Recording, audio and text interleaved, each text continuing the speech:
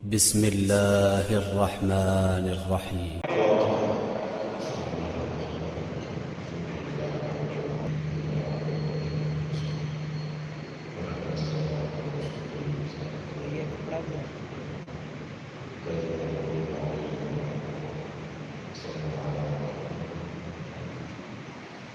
أعوذ بالله من الشيطان الرجيم. بسم الله الرحمن الرحيم. الحمد لله الذي لا يبلغ مدخله القائلون ولا يحسن ما أرادون ولا يعطي حقه المجتهدون الذي ليس لصفته حد محدود ولا نعت موجود ولا وقت معبود ولا أجل ممدود فطر الخلائق بقدرته ونشر الرياح برحمته والصلاة والسلام على الرسول المسدد المصطفى الأمجد المحمود الأحمد سيدنا ومولانا والكونين جد الحسن والحسين وعلي والقاسم محمد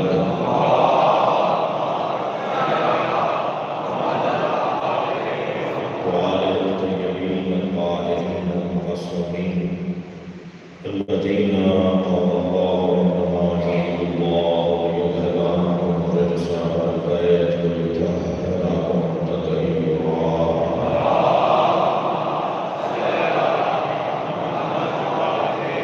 ولعنة الله على أعدائهم أجمعين من يوم عداوتهم إلى قيام يوم الدين. أما بعد قال الحكيم في القرآن الكريم. بسم الله الرحمن الرحيم. يا أيها الذين آمنوا اتقوا الله وكونوا مع الصالحين. صلى الله عليه وسلم.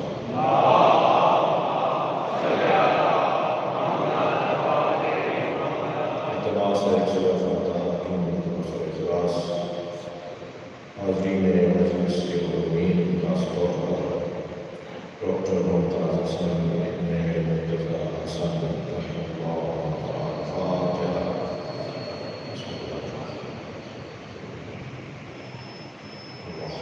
بسم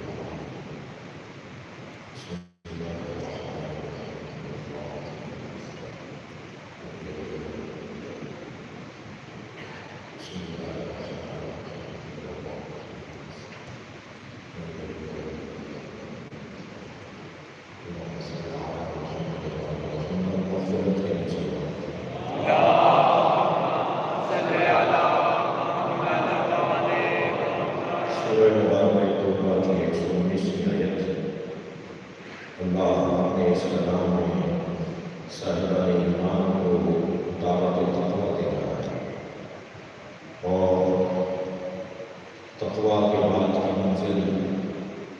سچوں کی ہمراہی ہے، معیت ہے صادقین کی.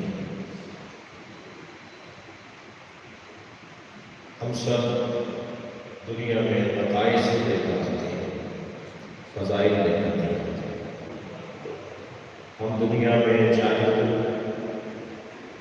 کمزور، بزدل، کنجوس، غیرت سے خالی، عزت سے خالی نہیں ہوتے.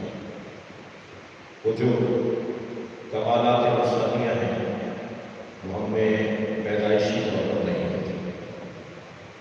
ہمیں محتاج بنایا گیا ہے، کبھی والدین کا اور کبھی ان ہستیوں کا کہ جو وہاں سے کمالات لے کر آتا ہے.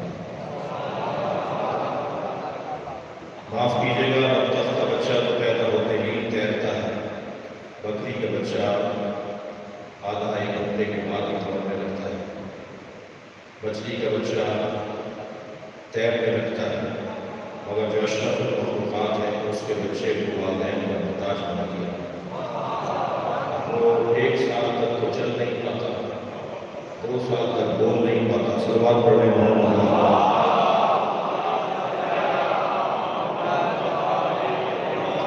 یہ اس کی محتاجی کی دلیل نہیں ہے، بلکہ اس کے لیے ایک نظام مرتب کیا گیا ہے، کیونکہ یہ انسان کا بچہ ہے، حیوان کا بچہ نہیں ہے۔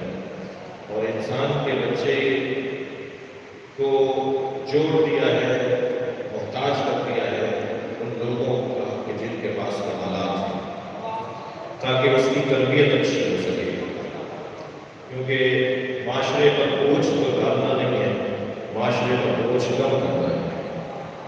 دو ہی بچے اچھے کا نعرہ اسلام کا نہیں ہے۔ اگر تربیت کر سکتے ہو تو 10 بھی کم ہے، اور تربیت نہیں کر سکتے تو 1 بھی زیادہ ہے۔ اگر دو ہی بچے اچھے کا نعرہ اسلام کا ہوتا تو مولا علی حضرت ابو طالب کے 4تھے بیٹے ہیں، پھر ہم علی سے بھی محروم ہو جاتے ہیں۔ ہمیں اس دنیا میں نتائج کے ساتھ اس لیے بھیجا ہے تاکہ ہم محتاج ہو جائیں، محتاج ہو گئے تو پھر کسی سے کچھ سیکھ سکیں گے، کسی سے کچھ لے سکیں گے۔ تو ہمارے لیے 2 طرح کے مربی کا رکھا ہے۔ ایک وہ مربی جو فطری ہے، جو جبلت اور فطرت کے مطابق ہے، جنہیں والدین کہا جاتا ہے۔ لہذا والدین کو بھی صاحب اولاد ہونے سے پہلے متوجہ کیا گیا کہ اب تمہاری گود میں کیونکہ امانت الہیہ آئی ہے تو تم اپنے آپ کو پہلے سے بہتر کرو۔ یہ شادی تلفظ جسمی کا نام نہیں ہے، بلکہ تربیت گاہ کی تعمیر کا نام ہے۔ یہ در حقیقت 2 خاندانوں کا ملاپ اور 2 جنسوں کا تعلق کسی اور کام کے لیے رکھا گیا ہے۔ اس خاتون کی فضیلت زیادہ ہے کہ جس کے یہاں پہلے بیٹی ہوتی ہے۔ کیوں اس خاتون کی فضیلت زیادہ ہے جس کے یہاں پہلے بیٹی ہو؟ اس لیے کہ معاشرے میں جہاں بیٹے کی تربیت مشکل ہے وہاں بیٹی کی تربیت اس سے زیادہ مشکل ہے۔ اور لوگوں کے ذہنوں کی بھی تصحیح اور اصلاح کا مطلب تھا کہ زمانہ جاہلیت سے نکلو، بیٹوں کے ہونے میں لڈو بٹنے اور بیٹی کے ہونے میں برتن وغیرہ کرنا۔ اگر آج بھی ایسا ہو رہا ہو تو پھر کہہ دیجیے کہ ابھی زمانہ جاہلیت گیا نہیں۔ اور اگر برعکس ہو رہا ہو کہ بیٹی کے ہونے پہ ماں باپ خوش ہو رہے ہوں اور بیٹے کے ہونے پر بھی ماں باپ بہرحال خوش ہو رہے ہوں تو سمجھیں کہ ابھی اسلام کا اثر کچھ ہو چکا ہے۔ ایک صاحب کی 6ٹھی بیٹی ہوئی تو بڑے خوش تھے، تو کسی نے کہا جی 6ٹھی بیٹی ہونے میں تو شاید بہت سے ماں باپ کا دم نکل جائے، یا آپ 6ٹھی بیٹی ہونے میں بھی خوش نظر آ رہے، تو کہنے لگے اللہ مجھ پہ کرم فرمائے۔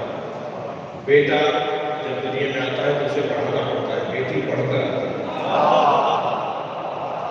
یہ جو کیفیت ہے والدین کی، وہ اس لیے رکھی گئی ہے تاکہ وہ اچھا انسان بنا سکے، اچھی تربیت کر سکے۔ یہاں ابھی ہم ٹھہرا وہاں تعلیمات شروع ہو گئی کہ اب اس ماں کو یہ پڑھنا ہے، یہ نہیں کرنا ہے، یہ کھانا ہے، یہ نہیں کھانا ہے، وہاں جگہ اس جگہ جانا ہے، اس جگہ نہیں جانا۔ تو وہ آغوش نہیں ہے بلکہ تربیت گاہ ہے۔ تو بات اصلی یہ ہے کہ والدین کے ساتھ بھی اس لیے جڑا ہے تاکہ والدین ان کا محتاج اس لیے بنایا ہے تاکہ والدین اچھی تربیت کر سکیں۔ اور جو والدین فطری ہیں، طبیعت کے مطابق ہیں، فطریات کے مطابق ہیں، ان کی ذمہ داری کتنی سنگین ہے آئمہ کی روایات اس حوالے سے موجود ہے۔ لیکن عزیزان گرامی، یہ فطری مسائل سے زیادہ جڑا ہوا پھر کچھ فضائل ایسے ہیں کہ جن کی ضرورت ہر بیدار دماغ کو ہے۔ یعنی کوئی یہ پسند نہیں کرے گا کہ وہ جاہل رہے، کوئی یہ پسند نہیں کرے گا کہ اس کے اندر کمزوریاں رہیں، یعنی نفسانی کمزوریاں، روحانی کمزوریاں اس کے اندر رہیں۔ تو یہ 5 کمزوریاں اللہ نے دی ہیں تاکہ ہم ان سے جڑ جائیں جن میں یہ 5 کمالات ہیں۔ سب سے پہلی کمزوری، ہم جاہل پیدا کیے گئے ہیں، تو اس دروازے کو بٹھایا ہی اس لیے گیا ہے کہ یہ وہ گھرانہ ہے جو پیدائشی طور پہ عالم ہے۔ دوسری کمزوری، ہمیں اللہ نے سخی نہیں بنایا، ہم کنجوس پیدا کر گئے۔ ہم اپنے بچے کو ہی ذرا ٹرافی دے کر واپس مانگ پاتے تھے، یہ بچہ ہمیں واپس نہیں دے گا، پیدائشی طور پہ کنجوس ہے۔ ہم بھی ایسے تھے، ہمیں جوڑا گیا ہے ایسے گھرانے کے ساتھ کہ جو اس وقت میں بھی عطا کرتے ہیں جب ان کے پاس نہیں ہوتا۔ قرآن مجید میں اس گھرانے کی عظمت کے باب میں کہا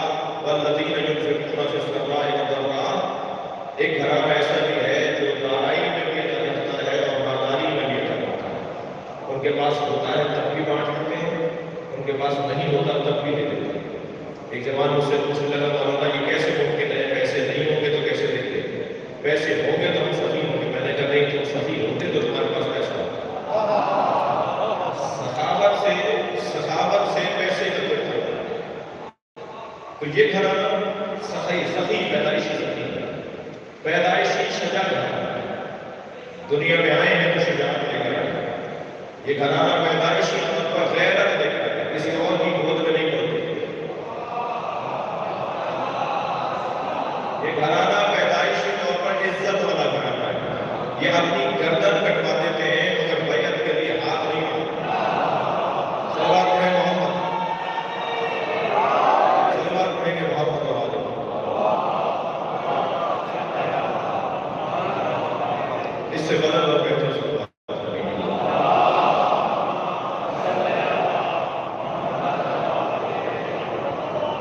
اس سے اور اچھی صلوات۔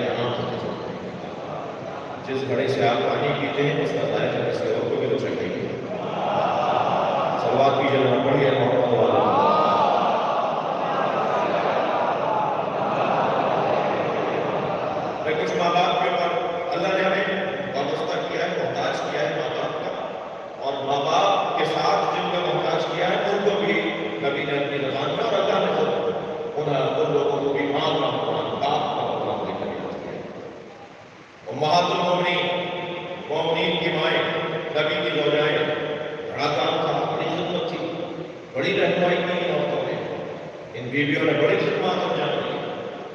صرف 2 بیویاں ایسے ہیں کہ جن کا اہل بیت کے ساتھ خاص رہا، جن کا اہل بیت کے ساتھ تناؤ رہا، تو 11 زوجاؤں میں 2 زوجاؤں کا بہت ہوتا تو شیعہ برادری اور اہل بیت کو اولویت دینے والے زیادہ سے زیادہ ان کا ذکر نہ کریں، مگر 9 بیویوں کا اور 9 زوجاؤں کا تو ذکر ہونا چاہیے۔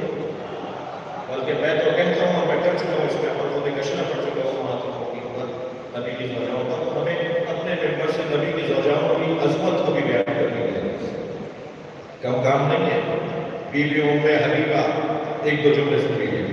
بی بی ام حبیبہ نبی کی زوجہ، ابو سفیان کی بیٹی، حاکم شام کی بہن، جب ابو سفیان گھر میں داخل ہوئے تو بیٹھ رہے تھے اس جگہ جہاں نبی بیٹھا کرتے تھے، تو آواز دے کر کہا خبردار وہاں نہ بیٹھیے گا جہاں نبی بیٹھتے ہیں۔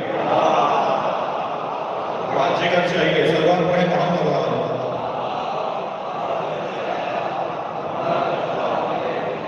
بی بی ماریہ بنت عاص، بی بی زینب بنت جحش، جی بی بی ام سلمہ، بی بی سودا، ان کے بڑے کام ہیں، بڑی خدمات ہیں، اور ان میں انہیں امت کی ماں کو قرار دیا۔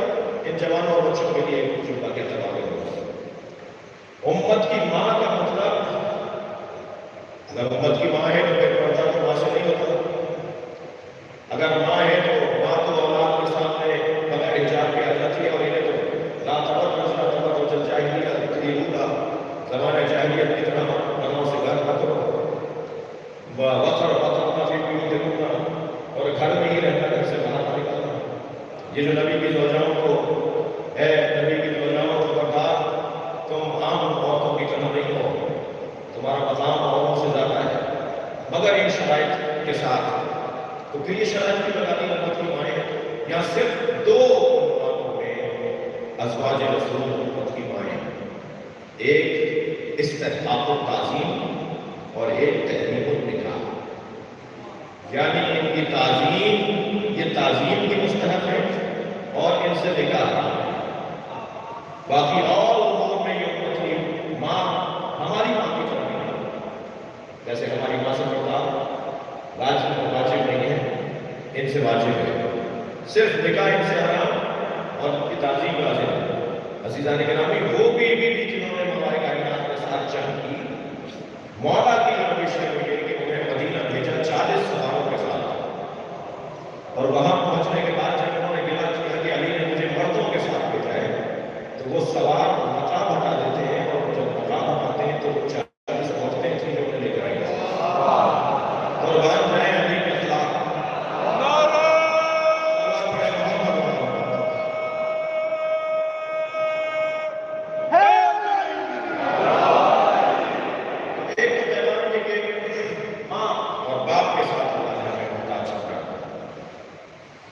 دیکھیے، ماں باپ اپنے بہن بھائیوں کے ساتھ، اپنے رشتہ داروں کے ساتھ کوئی تعلق رکھیں تو ممکن ہے کہ وہ مطلب کا تعلق ہے، کسی لالچ کا تعلق ہے، لیکن یہ واحد رشتہ ہے جس میں خلوص حاکم ہے۔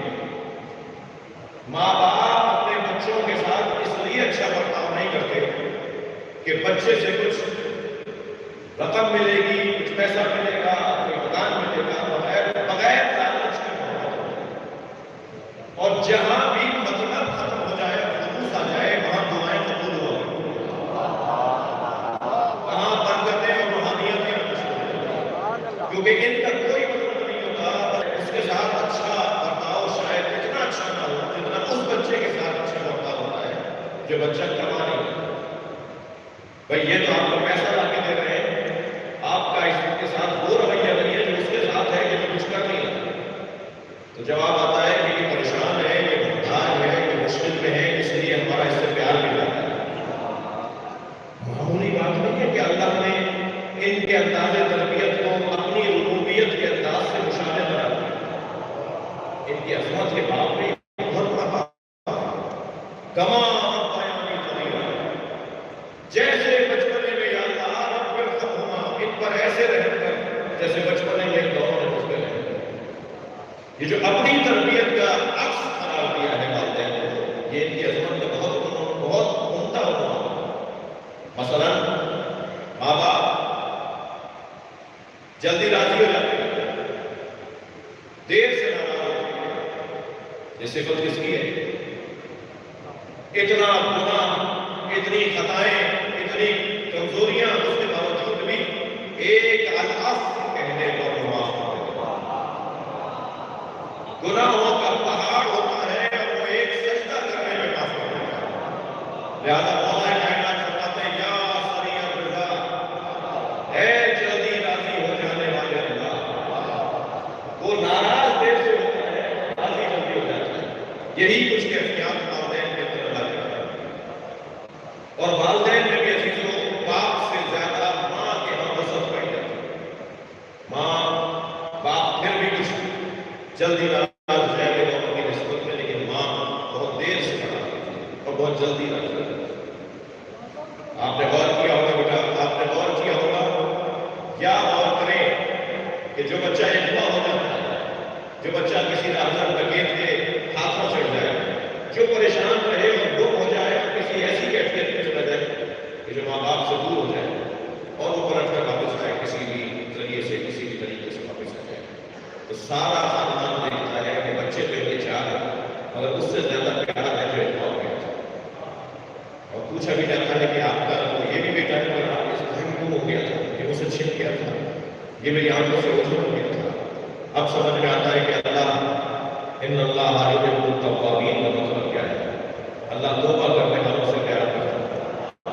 اللہ توبہ کرنے والوں سے پیار اس لیے کرتا ہے کہ یہ اغوا ہو کر وادی شیطان میں چلا گیا تھا، یہ واپس لوٹ کر آیا ہے تو اللہ کو اس سے زیادہ پیار ہو گیا۔ وہی عادات، وہی وہ مسل اتنا کیا اللہ نے اپنی تربیت کا۔ عزیزوں، ہمیں محتاج قرار دیا والدین نے، اور چونکہ اولا اول محنت کرنے والے لوگ، پہلے انہوں نے خدمت کی، بعد میں ہمیں موقع مل سکتا ہے، ہو سکتا ہے کہ ملے کہ ہم اپنی خدمت کریں، لیکن اگر موقع نہیں ملا تو یہ بہت بڑی کمزوری ہوگی۔ لہٰذا بڑھاپے میں کہا کہ خیال رکھیں، اور ایک شخص اگر ماں باپ کے لیے اپنا سب کچھ قربان کر دے اور اس کے ذہن میں یہ بال برابر بھی خیال آ جائے کہ میں نے تو حق ادا کر دیا، تو معصوم یہ جواب دیتے ہوئے نظر آتے ہیں کہ تمہارا حق ادا کرنا اور ان کی خدمت کرنا، ان کے کام تمہارا کام آنا، تمہارے کام آنا، اس میں ایسے ہی فرق ہے کہ جیسے تشبیہ استعمال کی معصوم نے مجھے جواب دو، بچانے والے سے کہا مجھے جواب دو، جب تم بوڑھے ماں باپ کے تم اپنے ماں باپ کی خدمت کر رہے ہوتے ہو تو کیا جذبہ ہوتا ہے؟ کیا یہ خیال تمہارے ذہن میں بار بار آتا ہے کہ بوڑھے ہو گئے، اب یہ مر جائیں گے، کچھ سے بعد چلے جائیں گے، جتنی خدمت ہے کرو، جتنی خدمت کر سکتے ہو کرو، تم یہ سوچ کر خدمت کر رہے ہوتے ہو؟ یہی فرق ہے تم میں اور ان میں۔ تم ان کے مرنے کی تمنا کے ساتھ خدمت کرتے ہو، وہ تمہاری زندگی کی تمنا کے ساتھ اس تمنا کے ساتھ کہ میرا بچہ آگے جوان ہوگا، صلوات پڑھنے والا محمد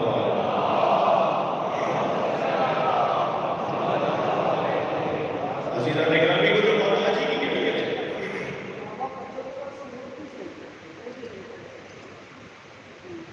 ایک صلوات ہوتی ہے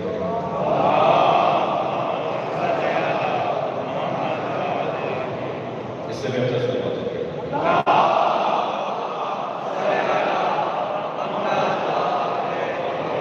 وہ جو محتاج ہمیں قرار دیا ہے وہ ہماری مصلحت ہے، ہمارے فائدے میں ہے، ہمارے مفاد میں ہے، اور وہ پابندیاں، وہ سختیاں، وہ کسی طور بھی اللہ کے نظام میں ظلم و زیادتی نہیں ہے، اس لیے محتاج قرار دیا گیا تاکہ تربیت اچھی ہو سکے۔ کبھی غور فرمایا کہ حضرت مریم کو حضرت زکریا تالے میں بند کر کے جاتے تھے اور واپس آ کے تالا کھولتے تھے جب ان کے دروازے کا، تو سامنے دسترخوان رکھا ہوتا تھا، طرح طرح کے کھانے چھڑے ہوتے تھے۔ تفصیلی اس پیغام کے اندر کل دخل علیہ زکریا الحرام قرآن اس اللہ سے یاد کرتا ہے، تو کیوں بند کر کے جاتے تھے؟ کیا حضرت مریم کے باہر جانے کے معلوم حضرت مریم پر عدم اعتماد تھا. آج کے بچے ماں باپ سے کہ ہمیں وہاں تو نہیں چھوڑنے دیتے، میں وہ کہنا کرتا ہوں ہمیں فلاں جگہ تو نہیں چھوڑنے دیتے، ہمیں فلاں جگہ آپ روک رہے کیوں ہیں، انہیں سمجھانا چاہتا ہے. کیا بچوں کو جو والدین کہیں جانے سے روک رہے ہوتے ہیں وہ بچوں پر عدم اعتماد ہوتا ہے؟ اس کا جواب قرآن مجید حضرت مریم کے اس قصے سے ملنا چاہتا ہے. حضرت مریم پر عدم اعتماد ہوتا ہے. معاشرہ اس قابل نہیں تھا کہ مریم جیسا مقدس وجود اس معاشرے میں جائے. آج ہم اپنے بچوں کو روکتے ہیں، ڈانٹتے ہیں، متوجہ کرتے ہیں، سختی کرتے ہیں، کچھ دیر کے لیے ان کا دل خراب ہوتا ہے تو وہ یہ نہ سمجھے کہ والدین ضرور جاتی ہے. ان کی سوچ، ان کی فکر ہم سے زیادہ بہتر ہے بچوں سے زیادہ. یہ سوچ کر اس بات کو قبول کرنا چاہیے. محتاجی، والدین کی محتاجی اور اہل بیت کی محتاجی، یہ فطری طور پر ترقی کر گئے اور وہ شرعی طور پر ہمارے ترقی کر گئے. اب جن کی ہمیں محتاجی، جن سے ہمیں محتاج رکھا ہے، ان سے کن کن چیزوں میں ہمیں محتاج رکھا ہے؟ پہلی بات تو میرے ساتھیوں، اللہ نے قرآن مجید میں ائمہ اہل بیت کے نام نازل نہیں کیے.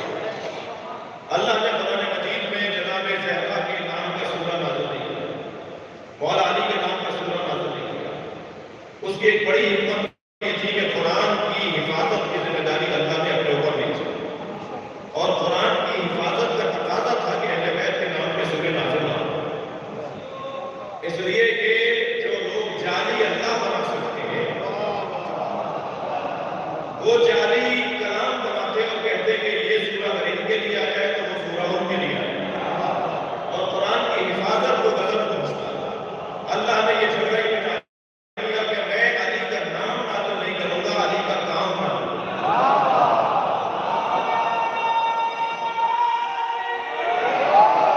علی کا کردار نازل کیا پڑے گا. جناب زہرا کے کردار کو نازل کیا ہے. اب یہ جو اہل بیت کا کردار نازل کیا ہے، اہل بیت کی عظمت کو بیان کیا ہے، جس کو ہم فضائل کہتے ہیں اور فضائل سنتے ہیں، پڑھتے ہیں، بیان کرتے ہیں.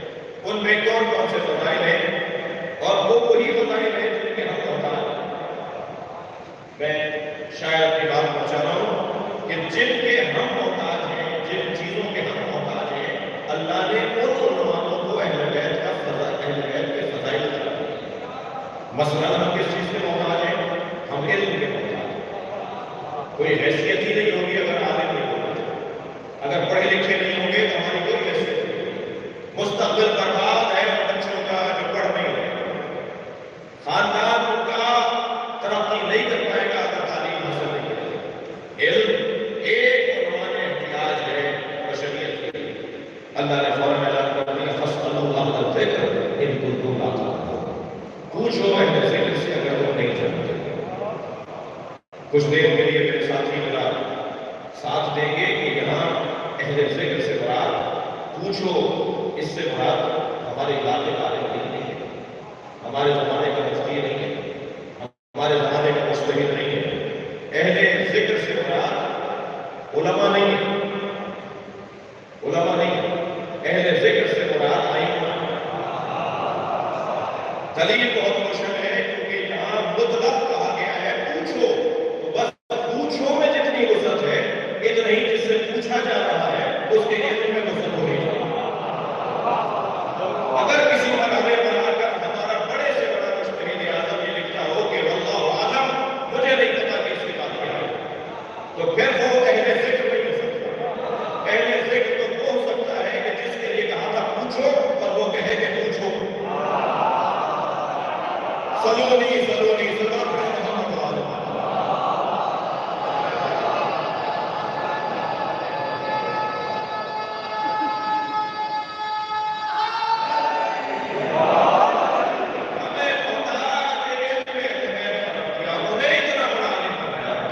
کہ جو چاہو ان سے پوچھو. کوئی ایسا علم نہیں ہے کہ جو اہل بیت کو نہ مانا جائے. علمنی رسول اللہ نبی کے بارے میں ہماری رسول اللہ نے مجھے 1000 علوم عطا کیے اور میں نے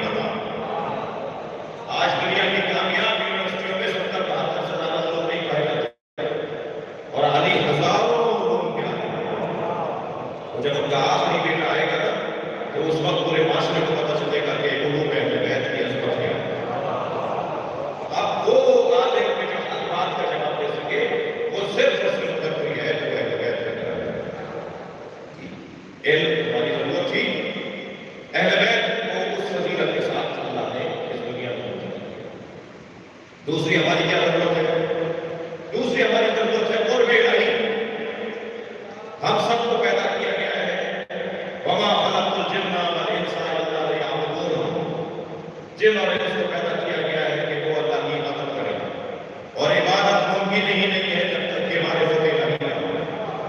ہر ایک کی عبادت اس کی معرفت کے مطابق ہے، ہر ایک کی نماز اس کی معرفت کے مطابق مختلف ہے۔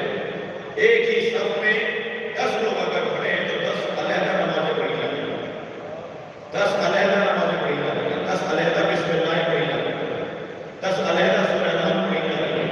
وہ جو برابر والا برابر والے کے ساتھ پڑھ رہا ہے دونوں کی سورہ نحل ایک نہیں ہے، اس لیے کہ بحث الفاظ پر نہیں ہے، بحث الفاظ کی گہرائی پر، وہ معرفت پر ہے کہ اس نے الحمدللہ رب العالمین سے کیا سمجھا اور اس نے الحمدللہ رب العالمین سے کیا سمجھا۔ ایک صاحب کہنے لگے کہ یہ ہر سورے کے ساتھ بسم اللہ اللہ نے رکھی ہے سوائے ایک سورے کے، اور پھر ایک سورے میں تو بسم اللہ رکھتی تو وہ 114 ہی سورے بسم اللہ ہے، تو یہ ہر سورے کے ساتھ بسم اللہ کی تکرار چکا ہے، کیونکہ ہر سورے کے ساتھ بسم اللہ لفظی طور پر ایک جیسی ہے، معنوی طور پر ایک جیسی ہے۔ صلوات پڑھیں محمد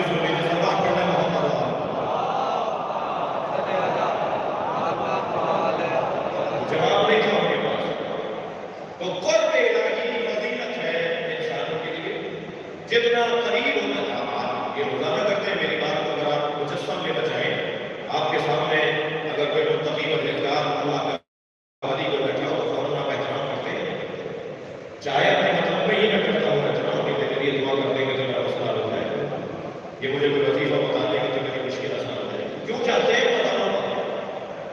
کیوں چاہتے ہیں ولی الہی کے مقاموں پر؟ اس لیے کہ ہمیں یقین ہے یہ صاحب قدر قرب الہی ہے، اور یاد رکھیے جو صاحب تقویٰ ہے وہ قرب الہی ہے۔ یہ عام ہمارے ملک کے اندر بنے ہوئے مزارات اور ان میں دفن اولیاء الہی کی قبر پہ جانے کا مطلب یہ ہے کہ یہ قرب الہی ہے۔ ہم وہاں جا کر ان سے کہیں گے یہ سن رہے ہیں، اگر شہید ہے تو مسلمان زندہ ہے وہ سن رہے ہیں، اور سن رہے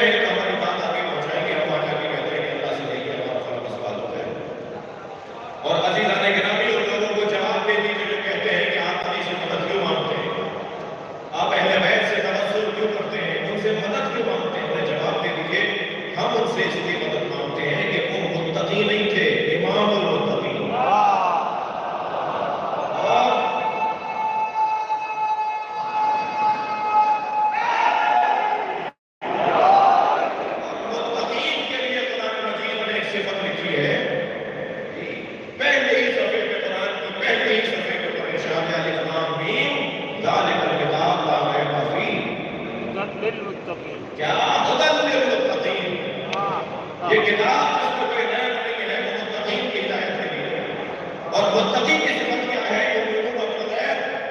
متقی کی پہلی صفت یہ ہے کہ وہ غیب پر ایمان رکھتا ہے، اور متقی کی تیسری صفت یہ ہے کہ مما رزقناہم ينفقون، ہم اسے دیتے ہیں اور وہ بانٹ دیتا ہے۔ تو عام متقی کو اللہ دیتا ہے اور وہ بانٹ دیتا ہے۔ تو جو ان متقیوں کو نصاب تقویٰ لکھ کر دے گیا اسے علی کہا ہے۔ تو ہم مولا علی سے اس لیے مانگنے میں مطمئن ہیں کہ اللہ علی کو دیتا ہے اور علی بانٹتا ہے۔ مجھے پتا ہے کہ کہاں سے ملے گا؟ اللہ کے ذریعے سلوات پڑھنا بہت بڑا۔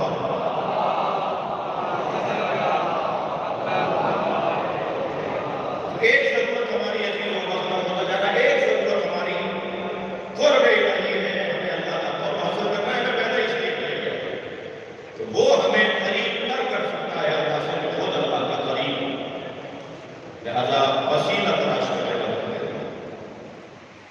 پھر اسی طرح معاشرے کے اندر وہ شخص ناکام رہے گا کہ جو شخص ہمیں حکم دیا کہ سچوں کے ساتھ ایسا ہمارے تقویٰ اے مومنو کونوا مع الصادقین، سچوں کے ساتھ۔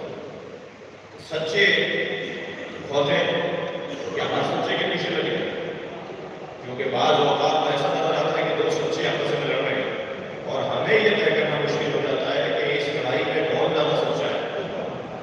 تو کیا کریں گے؟ ہم اس کے پیچھے لگیں گے سچوں کے ساتھ ہونے کا عنوان ہو جائے تو بہت موٹا سا قاعدہ قرآن نے دے دیا کہ جو مباہلے میں جھوٹوں میں لعنت کر لیں گے وہ اس بیان کے سوچیں گے کہ ان کے ساتھ لگنے کا اللہ حکم دے۔ تو آپ اہل بیت کے فضائل دیکھتے چلے جائیے۔ طہارت، یہ سارے عنوانات ہیں جو ہماری ضرورتیں تھیں، ہماری ضرورتیں تھیں، اور یہ غلط فہمی ہے کسی بچے کے ذہن میں باقی نہ رہے کہ ہمیں کسی عمل کی ضرورت نہیں ہے، ہمارے لیے عقیدہ کافی ہے۔ عقیدہ اصلی ہے مگر کافی نہیں۔ عقیدے کے بغیر عمل کا کوئی مطلب نہیں ہے، عقیدے کے بغیر نماز کوئی مطلب نہیں رکھتی، مگر عقیدہ ہو عمل نہ ہو یہ ممکن ہی نہیں ہے۔ عقیدے کے ساتھ عمل کا تعلق خود بخود کا ہے، خود کار کا ہے، کچھ کہنا نہیں پڑے گا۔ یہ اہل بیت پر آپ کا عقیدہ ہے تبھی تو ہم مجلس و جلوس اور ماتم میں بیٹھتے ہیں۔ یہی اگر اللہ کے وجود کے اوپر اور اس سے معرفت کے اوپر عقیدہ پختہ ہوتا چلا جائے گا تو نمازیں بھی قضا نہیں ہوں گی، روزے بھی قضا نہیں ہوں گے، حج بھی چھپے گا نہیں، اور اللہ کے نظام پر اگر عقیدہ ہوتا تو زکوٰۃ خود سے بھی ہاتھ نہیں اٹھے گا۔ یہ عقیدے کا ہی تو تعلق ہے۔ مگر عزیزان گرامی، وہ جو میرا تعلق اہل بیت کے ساتھ ہے اس میں آپ نے یہ پہلو بھی دیکھیے کہ مولا علی کے جتنے فضائل ہیں اللہ نے ان سب کو علی کی عملی کیفیات کے ساتھ جوڑا۔ یہ لفظ اور تبدیل ہو فضائل اہل بیت کو اللہ نے اعمال کے ساتھ جوڑا۔ مثلا ہمیں من بند مولا فہذا علی مولا کا پیغام کہاں سے ملا؟ غدیر کا کیا مطلب ہے؟ یہ سارے حاجی ہیں، حج کر کے آئے۔ اللہ نے ولایت علی کا اعلان حاجیوں میں کروایا ہے۔ کیسے ممکن ہے کہ علی کی ولایت کو مانے اور حج کو نہ مانے؟ صلوات پڑھنا محمد و آلہ۔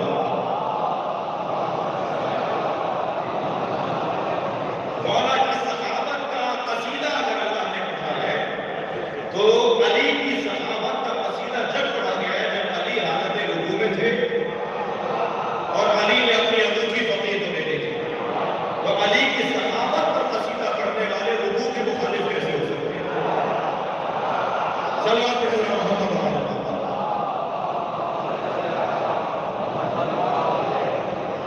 آپ میں نے مثال دے دی کہ جتنی مثالیں ہیں وہ اسی انداز سے ہیں کہ مسلسل پروردگار عالم نے ہمیں اہل بیت میں محتاج بنایا اور ان احتیاجات کے ساتھ جو اس نے حکمت، اس نے جو فلسفہ رکھا ہے اسے اتنا ایک دوسرے کے ساتھ جوڑ دیا ہے کہ ایک چیز کا اقرار دوسری چیز کا انکار نہیں، ایک چیز کا اقرار دوسری چیز کی مخالفت نہیں، بلکہ ایک مان لیا تو پھر آگے تک مانا پڑے گا۔ اور بعض بادشاہ اور طفلی مزاج کے لوگ کہ الف کہہ دیا تو بیبی کہنا پڑے گا، بے کہہ دیا تو بیبی کہنا پڑے گا، لہٰذا الف ہی نہ بولو گے تو آخر تک کچھ کہنا پڑ جائے گا۔ تو بات بالکل اللہ کرنا چاہتے ہیں، ایسا ہو نہیں سکتا۔ عزیزوں، گفتگو یہ تھی کہ ہم محتاج ہیں کبھی والدین کے، اور فضائل کے بات میں ان روحانی والدین کے جنہیں لگائے جاتے ہیں۔ اس امت پہ باپ کا درجہ نبی رکھتے ہیں، اور نبی اس وقت تک سمجھ میں نہیں آئیں گے جب تک کہ علی کا تصور ہو۔ لہٰذا علی اور نبی دونوں کو اللہ نے ایک ساتھ رکھا ہے۔ میں اور علی ایک نور کے دو پہلو ہیں۔ اللہ نے میرے ہی نور کا ٹکڑا دیا تو اسے علی کا نام دیا۔ میں اور علی اس امت کے دو باپ ہیں، اور دو باپ کا فلسفہ بڑا عجیب ہے۔ ہم مانوس نہیں ہیں دو باپ کے تصور سے، بہت اچھا نہیں لگتا ذہن انسان کو کہ اس کے دو باپ ہیں، لیکن نبی فرما رہے ہیں کہ میں اور علی اس امت کے دو باپ ہیں۔ یہ اس لیے فرمایا ہے کہ میں اور علی دو نہیں ہیں۔ میں نے تمہیں سمجھانے کے لیے کہا ہے نا وعدیہ کو وعدہ دے رہا ہوں، میں اور علی اس امت کے دو باپ ہیں، ورنہ میں اور علی دو، یہ ایک حقیقت کی دو تصویریں ہیں۔ اور شاید اس لیے دو باپ کہہ کر نبی مکرم نے ہماری وجہ کی ہے کہ ولایت باپ کو حاصل ہے، ماں کے پیروں کے نیچے جنت ہے۔ ماں کی تعظیم رہے مگر حکم باپ کا چلے گا۔ اگر باپ اور ماں میں اختلاف ہو جائے تو باپ کے حکم کو ترجیح دی جائے گی، اس لیے کہ باپ کو ولایت حاصل ہے۔ شاید اس لیے بھی فرمایا تھا کہ اگر کوئی ماں اس باپ کے مقابلے میں آ جائے تو یہ نہ دیکھنا صلوات پڑھے محمد و آلہ محمد۔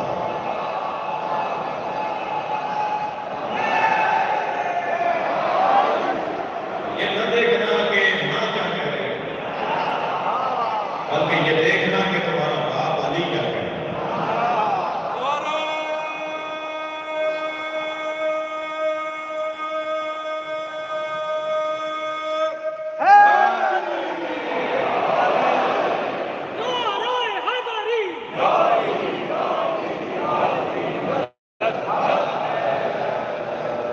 اور کیا ماں باپ کی توہین کرنا جائز ہے؟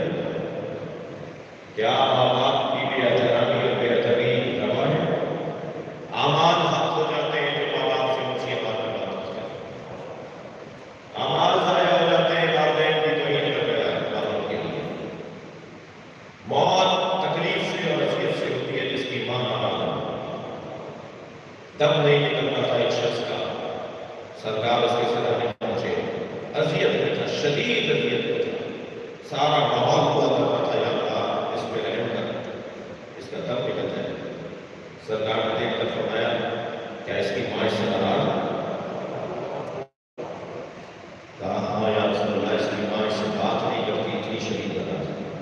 فرمایا مجھے اس سے ملواؤ۔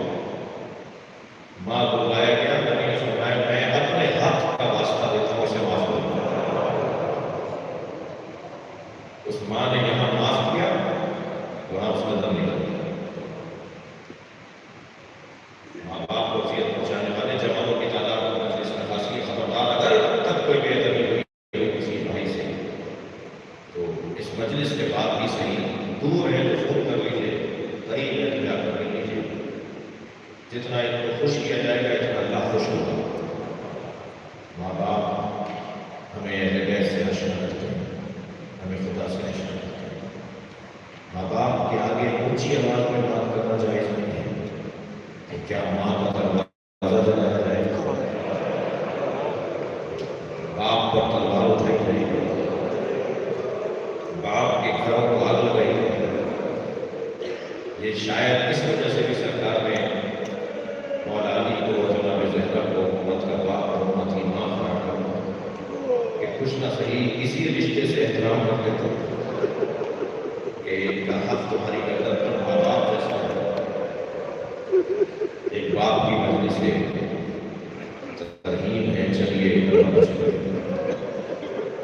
ایک باپ کی میت میں بیٹا آ رہا ہے۔ میں ڈاکٹر صاحب کے فضل سے کہتا ہوں کہ یقیناً جنازے میں عزیز و غالب کی شرکت بھرپور تھی، سویم میں اور آج مجلس میں مسلسل تعزیتوں کا سلسلہ ہے۔ میں بھی ان کی بچیوں سے ملا، دکھی ہیں، اللہ انہیں صبر عطا فرمائے۔ لیکن میرا سوال ان بچوں سے یہ ہے کہ آپ کے ساتھ تو اتنا غصہ دینے والے لوگوں کی تعداد موجود ہے، کسی نے جناب سکینہ کو غصہ دے دیا،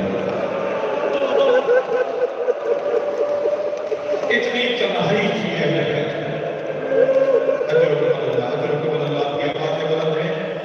اتنی تنہائی کی اہمیت کی کہ کسی انسان نے تو آ کر جناب سکینہ کو غصہ دے دیا، مگر ذوالجلال نے آ کر غصہ دیا۔ بیٹیوں کا باپ سے کتنا گہرا تعلق ہے، باپ بھی بیٹیوں سے زیادہ پیار کرتے ہیں اور بیٹیاں بھی باپ سے زیادہ نہیں پڑھتی ہیں۔